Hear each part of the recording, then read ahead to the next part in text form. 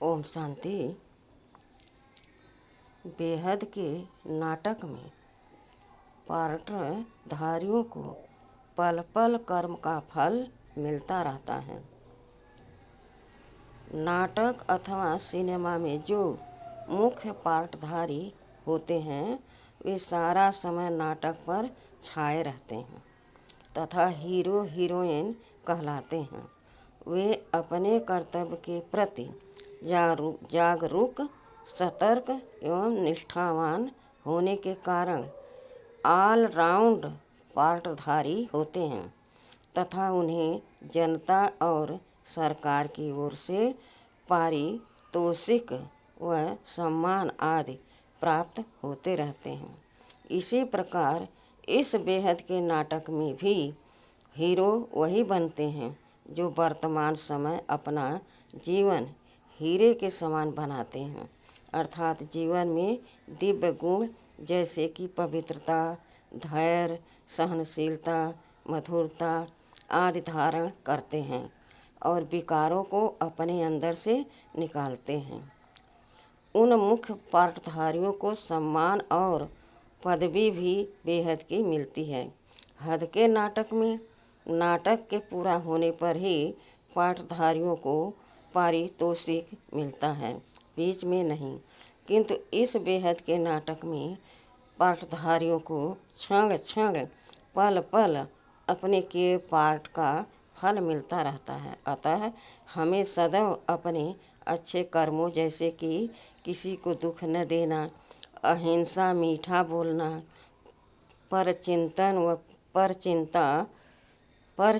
व परनिंदा न करना आदि की और विशेष ध्यान देना चाहिए और अपने अंदर दुर्गुणों को स्थान बनाने का अवसर कदापि नहीं देना चाहिए।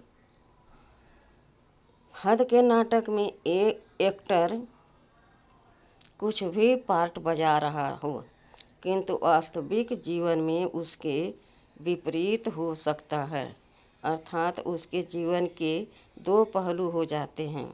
उदाहरण के तौर पर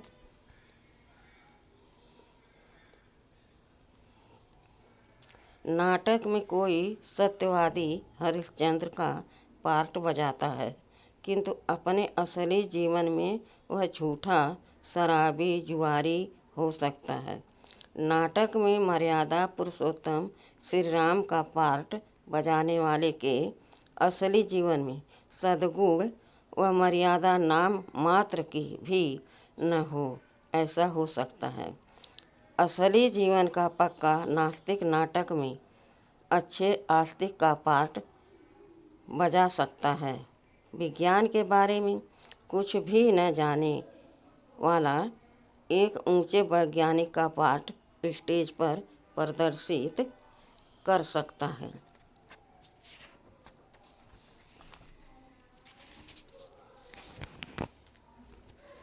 किंतु इस बेहद के नाटक में अधिकतर केवल एक ही पहलू के दर्शन होते हैं।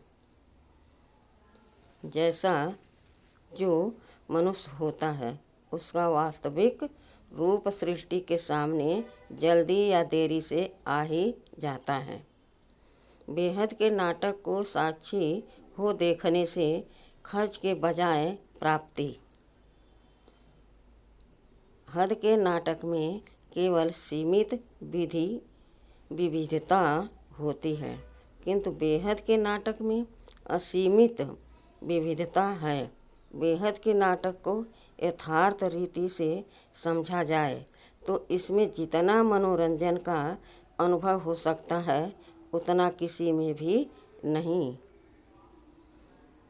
हद के नाटक, सिनेमा आदि तो अल्पकाल के मनोरंजन के लिए ही देखे जाते हैं, जिससे धन, समय व शक्ति तीनों का ह्रास होता है तथा कभी कभी बेचैनी का भी अनुभव करना पड़ता है।